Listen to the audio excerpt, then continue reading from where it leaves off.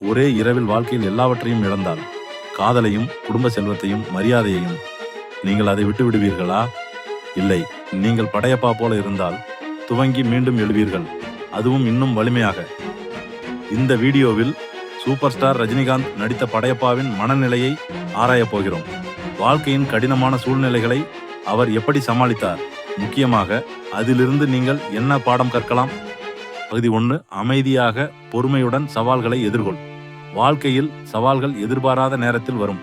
படையப்பா தன்னுடைய தந்தையை இழந்து குடும்ப செல்வத்தையும் இழந்தார்.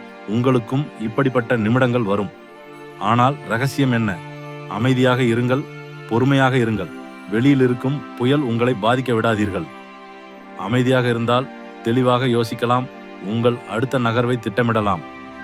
படையப்பா கோபத்தில் தாக்கவில்லை, உணர்ச்சியில் முடிவெடுக்கவில்லை. பதறாமல் நிதானமாக வாழ்க்கையை மீண்டும் கட்டி எழுப்பினார். அதுதான் பொறுமையின் சக்தி. பகுதி 2. உங்கள் மரியாதையை ஒருபோதும் இழக்காதீர்கள். படையப்பாவில் மிகவும் சக்தி வாய்ந்த தருணம். நீலாம்பரி படையப்பாவை தரக்குறைவாக பேசுவாள், அவமானப்படுத்துவாள். ஆனா படையப்பா எப்படி எதிர்கொண்டார்? கோபமாகவா? பழிவாங்க முயற்சியாயா? இல்லை, அமைதியாக, உயர்ந்த மனப்பான்மையுடன். உங்கள் வாழ்க்கையிலும் சிலர் உங்களை அவமானப்படுத்தலாம், கீழ்த்தரமாக நடந்து கொள்ளலாம். ஆனால் உங்கள் மரியாதையை இழக்காதீர்கள். நீங்கள் எப்படி எதிர்கொள்கிறீர்களோ அதுதான் உங்களை யார் என்பதை காட்டும். படையப்பா தன் மதிப்பை நன்றாக அறிந்திருந்தார். நீங்களும் அப்படியே இருக்க வேண்டும். பகுதி 3. இடர்பாடுகளை சந்தித்து வெற்றிக்கு பயணியுங்கள். படையப்பா தனது செல்வத்தை இழந்த போது கைது பிடித்தாரா? இல்லை. வாழ்க்கை கொடுத்த சவால்களை ஏற்றுக்கொண்டு புதுமையாக யோசித்து செயல்பட்டார். நீங்களும் இப்படியே இருக்க வேண்டும். வாழ்க்கை அடிக்கும் பொழுது என்ன இழந்தேன் என்று அல்ல, என்ன செய்யலாம் என்று யோசியுங்கள். சோர்ந்து போகாதீர்கள், முயற்சி செய்யுங்கள். ஒரு நாள் நீங்களும் படையப்பா போல முன்னேறுவீர்கள். பகுதி 4. மன்னியுங்கள், ஆனாலும் உங்கள் மதிப்புகளை விடாதீர்கள். பழிவாங்குவதை விட பலமான ஒன்று இருக்கிறது, அது மன்னிப்பு. நீலாம்பரி படையப்பாவிடம் எவ்வளவு தவறாக நடந்தாலும் அவர் அவளை இறுதியில் மன்னிக்கிறார். ஆனால் அவர் தன் நெடுங்கால நம்பிக்கைகளை ஒருபோதும் விட்டுவிடவில்லை. மன்னிக்கிறதுனா நீங்கள் கோபத்தை துறக்கிறீர்கள், அதே நேரத்தில் உங்களை நீங்கள் மதிக்கிறீர்கள்.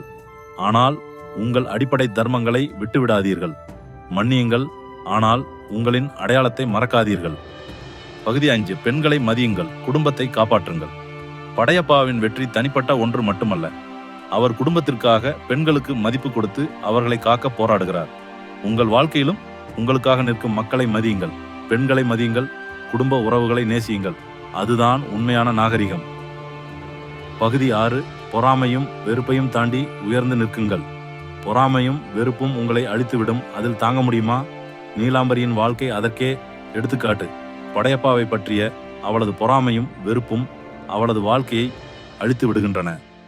ஆனால் படையப்பா, அவர் அதனால் பாதிக்கப்பட மாட்டார். தனது இலக்கில் கவனம் செலுத்தியவராகவே இருக்கிறார்.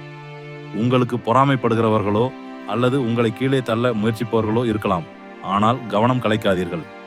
படையப்பா போல உங்கள் பாதையில் கவனம் செலுத்துங்கள். உங்கள் செயல்களே அவர்கள் நெகட்டிவ் கருத்துக்களை விட மிகப்பெரியதாக பேசும். பகுதி 7. வெற்றியின் போதும் பணிவாக இருங்கள். வெற்றியை தலையில் ஏற்றிக்கொள்வது எளிது. ஆனால் படையப்பா தனது பயணத்தின் முழுவதும் பணிவாகவே இருந்தார். தனது செல்வமும் அதிகாரமும் மீண்டும் கிடைத்த போதிலும்.